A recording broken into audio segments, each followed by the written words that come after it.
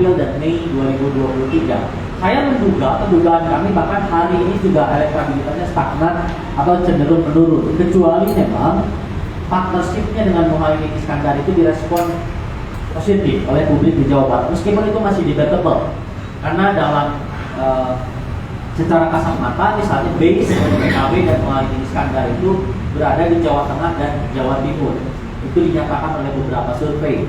Saya menduga bahwa di Jawa Barat juga Anies masih stagnan ya. Yang menarik sekali lagi, Pak Ganjar jika di-compare dengan November 2022 itu elektabilitasnya mengalami sentimen atau peningkatan yang positif dari 14,9 menuju 24,7%. Ya, jadi memang Mas Ganjar saya pikir menjadi satu-satunya capres yang mengalami sentimen positif selama kurang lebih 6 bulan tersebut. Bahkan memiliki potensi untuk terus naik. Cuma PR memang ketika disimulasikan secara tertutup, publik yang menyebut tidak tahu dan tidak mau jawab itu hampir sudah tidak ada sama sekali. Artinya mereka sudah menjadi strong voters karena hanya 0,4% saja publik yang menyebut tidak tahu, tidak mau jawab, yang artinya belum memiliki pilihan yang final. Kemudian next. Nah ini alasan misalnya kami tanyakan apakah dalam kurun waktu 3 bulan menuju Pilpres atau beberapa bulan menuju Pilpres mereka akan mengubah pilihan mereka ya dalam konteks Pilpres misalnya. 59,7% menyebut bahwa kecil sekali kemungkinan kami akan berubah, artinya kalau mendukung Prabowo akan ke Anies itu kecil sekali misalnya. 20,5%-nya bahkan menyebut tidak akan sama sekali diubah. Nah sementara ada 11,3% publik atau masyarakat yang menyebut bahwa sebetulnya saya besar kemungkinan berubah. Misalnya awalnya pendukung Prabowo bisa menjadi ke Ganjar, pendukung Anies bisa ke Ganjar, pendukung Ganjar bisa ke Prabowo misalnya. Ada 11,3% yang menyebut bahwa masih besar kemungkinan untuk berubah. Bahkan masih ada juga 8,6% yang tidak mau jawab. Ketika dikumulasikan misalnya kurang lebih dalam data kami ada sekitar 20% publik yang besar kemungkinan masih bisa bermigrasi pilihannya dari satu capres ke capres lain.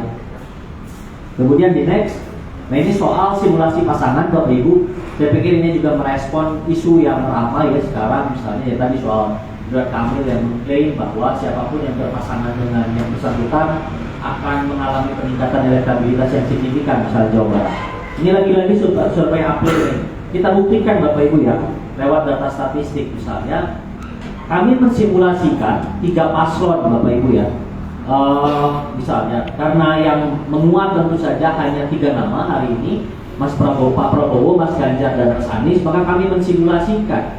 Kami belum memasukkan saat itu Muhaimin Iskandar dengan Anies Baswedan karena memang saat itu belum ada sama sekali kisi-kisi bahwa Muhaimin akan berpasangan dengan Anies. Saat itu masih ramai Muhaimin berpasangan dengan Pak Prabowo lewat koalisi Kebangkitan Indonesia Raya.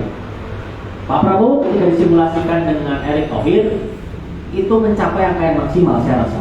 Angkanya di Jawa Barat mencapai 39,2%. Dengan Muhaimin 37,0%. Memang agak turun ya ketika disimulasikan dengan Ibu Hovifa Indar Parawansa di Jawa Barat. Angkanya hanya mencapai 33,5%. Bagaimana dengan Mas Ganjar? Ini menarik saya pikir. Kalau Pak Gubernur, Pak Ridwan Kamil mengklaim memang kalau berpasangan dengan Mas Ganjar akan membantu Mas Ganjar misalnya memenangkan Pilpres di Jawa Barat. Ternyata secara statistik kami tidak menemukan itu Bapak Ibu ya. Misalnya ketika Mas Ganjar dipasangkan dengan Erick Thohir memang masih menempati urutan ketiga, elektabilitasnya 26,7%, dengan Sandi 26,1%, dengan Ridwan Kamil betul elektabilitasnya memang mencapai angka yang maksimum 27,2%. Tapi saya pikir secara statistik juga tidak signifikan, hanya beda sedikit saja dengan angka yang diraih ketika berpasangan dengan Erick Thohir maupun Sandiaga Uno. Jadi memang dugaan kami bahwa publik di Jawa Barat juga referensi utamanya masih figur capres ya, jadi yang dipilih adalah figur capresnya. Mungkin figur cawapres itu dianggap hanya sebagai pendamping. Saya masih ingat misalnya pada 2019 lalu Pak Jokowi di Jawa Barat itu memang berhadapan dengan isu sentimentalitas agama. Yang bersangkutan misalnya dituduh anti-Islam, bahkan ada isu misalnya soal yang bersangkutan sekuler dan seterusnya. Sehingga kemudian saat itu misalnya Pak Jokowi memutuskan berpasangan dengan Kiai Haji Ma'ruf Amin ya. Tapi faktanya misalnya suara Pak Jokowi di 2019 justru menurun dari apa yang berhasil dia kumpulkan di 2014 lalu. 2014 Pak Jokowi di Jawa Barat 41%, sementara di 2019 kan hanya 40% ya. Saya tolong dikoreksi kalau keliru. Artinya apa? Artinya sekalipun berpasangan dengan figur yang memiliki identitas keagamaan kuat itu tidak berpengaruh. Lagi-lagi hipotesis kami adalah yang dipilih oleh publik adalah capresnya, bukan cawapresnya. Sehingga cawapres itu hanya bersifat komplementer saja, melengkapi dari figur capres yang ada. Itu soal Mas Ganjar. Kemudian Mas Anies sudah mencapai angka maksimum saat itu, Bapak Ibu, karena saat itu memang Mas Anies gembar gembar akan berpasangan dengan AHY, meskipun AHY belakangan mengklaim kena prank ya, karena tidak jadi katanya. Mas Anies dengan Mas AHY mencapai angka 34,3%, dengan Pak Ahmad Heriawan mantan Gubernur Jawa Barat 31%, dan dengan Sandiaga Uno malah jauh lebih tinggi, elektabilitasnya mencapai 34,6%. Bahkan mungkin di level nasional jika kemudian di-exercise kembali partnership antara Anies Baswedan dan Sandiaga Uno, tentu akan, dugaan kami akan memiliki juga dampak elektoral yang cukup tinggi. Cuma memang jika melihat peta politik yang ada, nampaknya partnership tersebut agak jauh dari kenyataan ya, karena Mas Anies misalnya sudah mendeklarasikan diri berpasangan dengan Muhaymin Iskandar. Ini Bapak Ibu di Jawa Barat, saya pikir simulasi-simulasi yang kami lakukan. Jika kemudian disimpulkan, tentu Pak Prabowo masih nomor urut 1. Ini rekan-rekan GMP saya pikir punya tugas yang cukup berat untuk mengejar elektabilitas Pak Prabowo ya. Meskipun masih nomor 1, tapi saya pikir masih ada dalam rentang atau nilai yang bisa dikejar ya, karena belum mencapai 20 atau 30%. Bahkan Pak Prabowo-nya saat itu kami potret belum mencapai angka 50%, belum mencapai batas aman misalnya di Jawa Barat. Kemudian selanjutnya yang terakhir, simulasi dua pasangan. Bapak Ibu, saat itu kami mensimulasikan dua pasangan.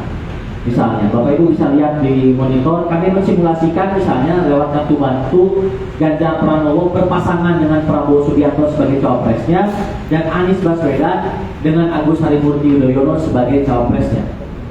Partnership antara jika misalnya Ganjar Pranowo dengan Prabowo Subianto berpasangan di Jawa Barat akan mendapatkan 52,9% atau didukung oleh 52,9% warga. Sementara Anies Baswedan dengan AHY itu mendapatkan 39,5%.